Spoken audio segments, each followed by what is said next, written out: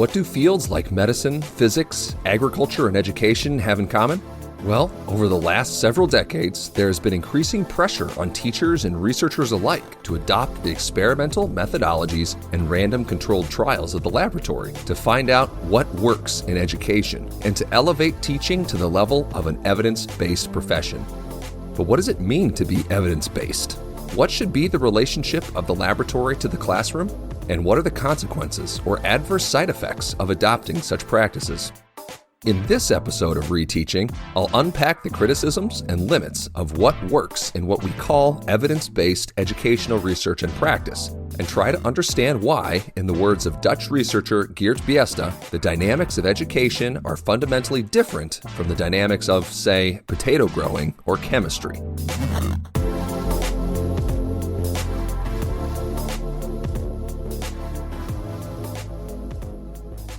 What does it mean to be evidence-based? The top results of a general Google search for evidence-based practice yields a number of topics. For example, from the American Journal of Nursing on the 7 steps of evidence-based practice, a page from the American Speech Language Hearing Association on EBP, or evidence-based practice, as the, quote, integration of clinical expertise and expert opinion, external scientific evidence, and client-patient caregiver perspectives, and a link to a 1998 article from the National Institute of Health declaring that, quote, evidence-based practice is spreading in popularity in many healthcare disciplines, end quote. So it's not surprising that Geert Biesta opens his 2007 article, Why What Works Won't Work, with, quote, the idea that education should be or become an evidence-based practice and that teaching should be or become an evidence-based profession has recently come to prominence in several countries around the world, end quote.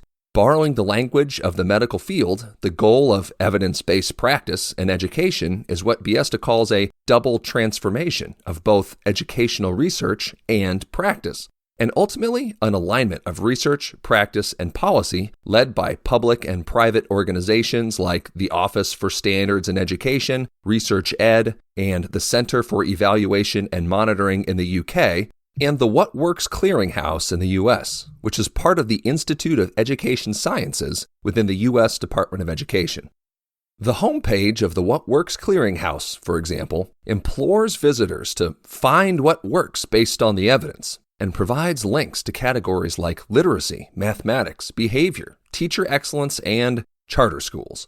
For some reason, arts and humanities, social studies, foreign language, and physical and mental wellness are not available options. Within each category is a list of interventions defined as, quote, an educational program, product, practice, or policy aimed at improving student outcomes, end quote. And within each intervention is listed a 6-point effectiveness rating, from negative to positive and mixed results in between, as well as an improvement index defined as, quote, the expected change in percentile rank for an average comparison group student if that student had received the intervention, end quote. It all seems very simple. To improve educational outcomes, choose the area you wish to see improved. Select from the menu of interventions the ones with the highest effectiveness rating and improvement index score, and overnight we will have had an educational revolution. Or as one research ed leader lists in their Twitter bio, quote, teaching is simple. Retrieve, explain, practice, repeat, end quote. This is what Biesta refers to as a causal model of professional action, which presumes that educators administer classroom interventions to students in the same way healthcare providers administer medical treatment to patients, that there is a cause in the intervention or treatment and effect in the outcome or results, that a student learns or the patient's health improves. It is also a technological model of professional action, which, in Biesta's words, quote, assumes that the ends of professional action are given, and that the only relevant professional and research questions to be asked are about the most effective and efficient ways of achieving those ends, end quote. That the goal of teaching science, for example, is to improve state assessment scores, and the role of the educational professional is simply to choose from the menu of approved interventions. When scores go up, learning is improved. Here is where Biesta offers his criticism of education as a causal and technological practice. First, that the causal assumptions of medicine do not translate into education because education is not a physical process, as he points out. Quote, being a student is quite different from that of being a patient. Being a student is not an illness, just as teaching is not a cure, end quote. He continues, quote, education is a process of symbolic or symbolically mediated interaction. If teaching is to have any effect on learning, it is because of the fact that students interpret and try to make sense of what they are being taught. It is only through processes of mutual interpretation that education is possible, end quote. Since education does not operate through physical forces, unlike, say, the closed, deterministic systems that mediate the biological and chemical pathways relied upon in medicine, education is an open, recursive system that depends upon mutual interpretation and exchange, as students make sense of new information and teachers respond to student sense-making. So what should be the relationship of the laboratory to the classroom? In this way, Biesta argues that evidence-based practice can't tell us about what works, but only about what has worked. To make evidence-based practices work, to create the kind of order which is needed to replicate the experimental conditions of the random controlled trial, would mean transforming learning from an open, recursive system of symbolic sense-making into the closed, deterministic system of inputs and outputs valued in the clinical laboratory, a process Biesta refers to as complexity reduction. Systems use complexity reduction to limit the number of possible actions and options that are available to make processes more efficient and to control for outcomes. Schools are an example of complexity reduction in education. Schooling takes place in a particular building away from other kinds of work. A school day takes place across a number of distinct periods of definite length and disciplinary purpose, guided by standards and curriculum, and learning is assessed and measured by a particular set of assessments. Quote, from the vast number of possible outcomes of schools, Biesta writes, only those are selected that are considered to be valuable, end quote. In both a theoretical and a practical sense, each of the complexity reductions students pass through in a day at school are the result of the collective social construction of value, drawing from a range of relevant and appropriate considerations not isolated to instructional effectiveness. How long a day should be, when it should start and end, who should attend school, how should they get there, how large should class sizes be, what will be taught, how will learning be measured, what kind of teacher will teach, what grading system will be used, how evidence of learning will be collected, how behavior will be managed, all of it. If designing the complexity controls of school is more than managing factual statements about what is possible or what works, more than selecting from a menu of interventions, if it is ultimately about implementing educationally desirable policies and practices, then, quote, education should be understood as a moral, non-causal practice, which means that professional judgments in education are ultimately value judgments, not simply technical judgments, end quote. We also understand that governance of schools is inherently political. School boards in America are elected, policies are voted upon, superintendents are appointed, teachers are hired, and curriculum is designed. As such, we should also understand the implementation of socially constructed value-based complexity controls as the exercise of power. Making decisions about which interventions are implemented when, at what levels, to what extent, for whom, who is excluded, and even deciding who makes these decisions are all exercises in power. As Biesta writes, quote, since any attempt to reduce the number of available options for action for the elements within a system is about the exertion of power, complexity reduction should therefore be understood as a political act.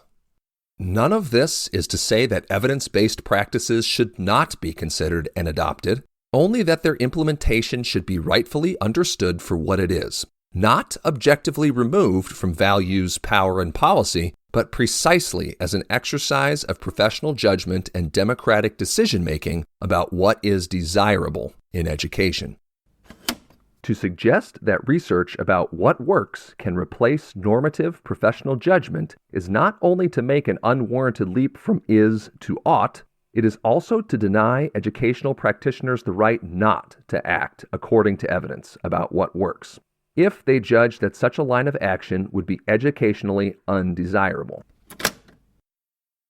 The What Works Clearinghouse, funded by the U.S. Department of Education, imploring teachers to find what works by focusing academic outcomes exclusively on literacy, math, and science, while excluding the arts and humanities, can be best understood not as a scientific consensus, but as a political act.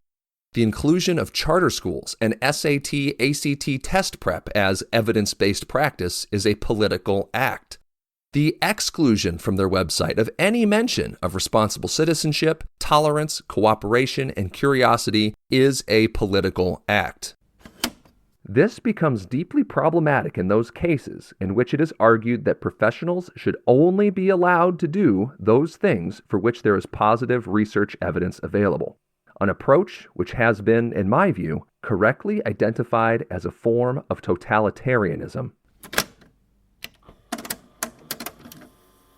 Where there are unintended side effects to this kind of educational policy and practice is where the lens developed by Professor Yung Zhou comes in handy. I last included Zhou's work on this podcast via his critical analysis of PISA, in which, much like Biesta argues that evidence-based education presumes a causal and technological model of professional action, Zhou outlines the ways in which the use of PISA as an international measuring stick to rank educational systems, quote, imposes a monolithic and West-centric view of societies on the rest of the world, end quote, and, quote, distorts the purpose of education, end quote.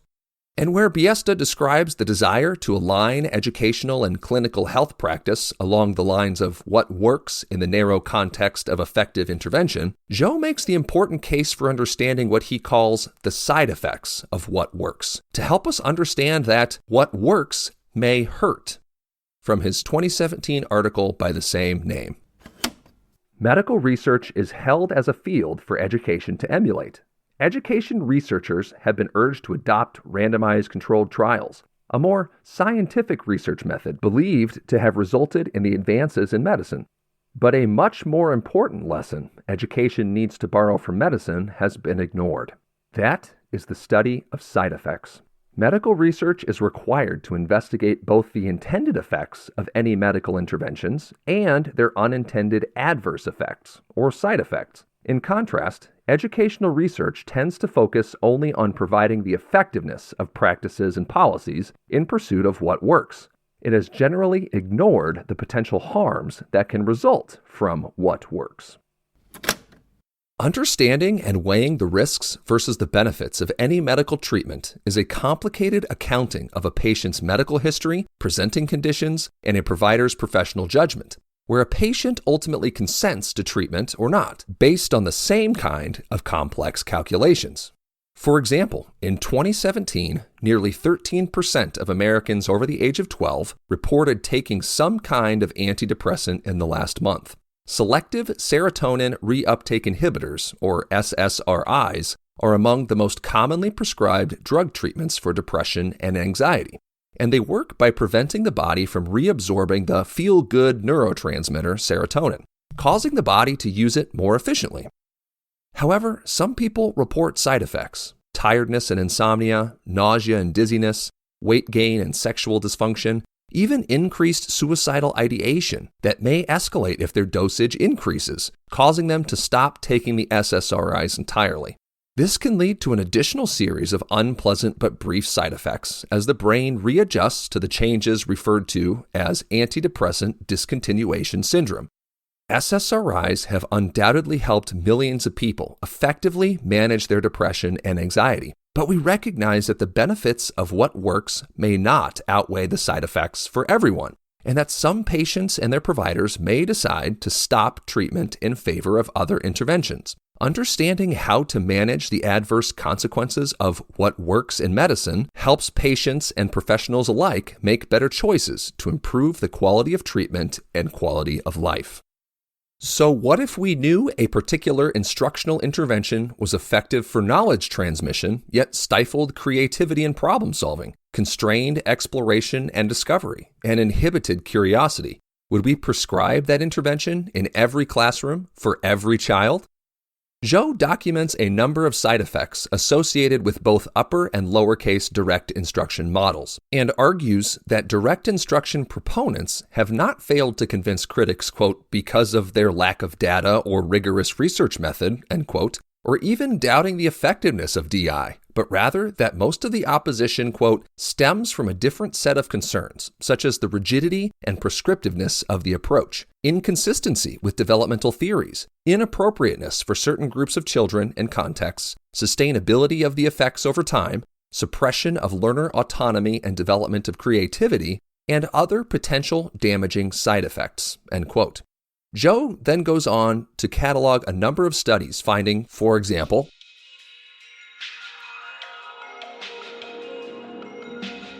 a 1979 meta-analysis found that, quote, with direct or traditional teaching, students tend to do slightly better on achievement tests, but they do slightly worse on tests of abstract thinking, end quote. And that while with open teaching, students may perform slightly worse on tests of achievement, quote, they do somewhat better on creativity and problem solving, end quote. And that, quote, open approaches excel direct or traditional approaches in increasing students' attitudes toward school and toward the teacher, and in improving students' independence and curiosity, end quote. A 2011 study based on children's play with toys found that, quote, children who were taught a function of a toy performed fewer kinds of actions of the toy and discovered fewer of its other functions than children who did not receive a pedagogical demonstration, end quote.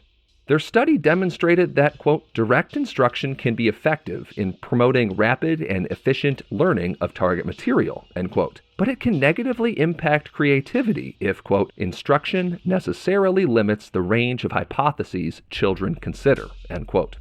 A separate 2011 study involving toys and groups of preschool children found that children who were given instructions and directed how to play with toys were less likely to explore and come up with novel solutions and were more likely to imitate the instructor. A 2014 study of math students found that, quote, students generated more solutions to the problems before instruction than after, end quote, and that students who received instruction first, quote, tended to produce only the correct solutions they were told, end quote. And a 2012 study used the phrase unproductive success to describe the performance of a group of students under direct instruction conditions who were initially more successful in solving well-structured problems. Yet on later tasks that required deeper conceptual understandings, their performance was inferior compared to a group of students who were encouraged to solve complex problems first before receiving any instruction in potential solutions.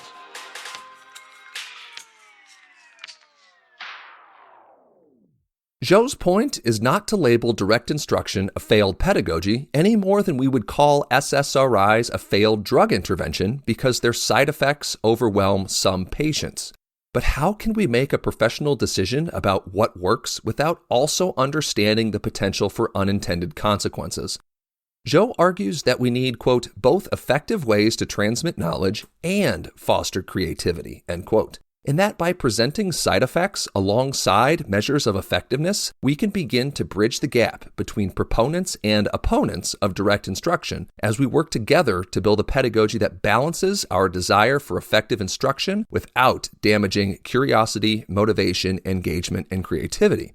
As Zhou writes, a one-time treatment of direct instruction is unlikely to inhibit children's curiosity and creativity for life. But what if children are exposed to only direct instruction for 12 years or longer? Would it cause them to become less creative? It turns out there is some evidence that curiosity has already been such a casualty, as direct instruction approaches dominate the evidence-based research guiding educational policy and decision-making.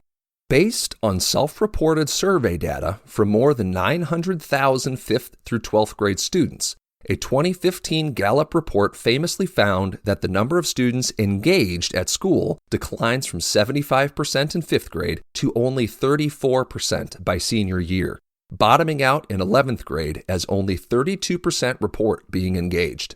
Gallup scientists categorized fully 1 in 10 American students as both disengaged and discouraged, and reported that older students, quote, feel less cared for by adults and see less value in their own work, end quote. Mirroring this decline in engagement, children ask fewer questions as they proceed through school. Children aged 14 months to 5 years old have been found to ask an average of 107 questions an hour. As a parent of 2 kids 5 and under, I can anecdotally confirm this finding. But by the time those children reach elementary school, they may only ask 2 to 5 questions over 2 hours. According to research from developmental psychologist Dr. Susan Engel, 5th graders her team observed in the same 2-hour time frame failed to ask their teacher a single question.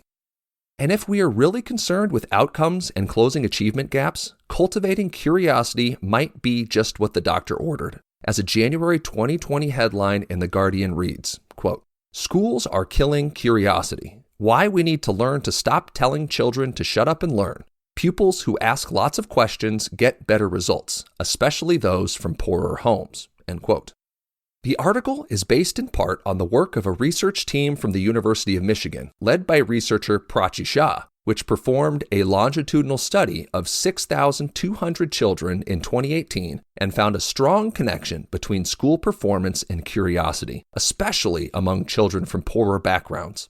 Dr. Shah found that, quote, promoting curiosity in children, especially those from environments of economic disadvantage, may be an important, under-recognized way to address the achievement gap. Promoting curiosity is a foundation for early learning that we should be emphasizing more when we look at academic achievement, end quote. The article also quotes Paul Howard Jones, a professor of neuroscience and education at Bristol University, who affirms the importance of making space for curious questioning in school. Children should be prompted and encouraged to ask questions, even though that can be challenging for the teacher. We do need to find some time for questions during the day. There is not enough time in schools for creativity and following up on curiosity.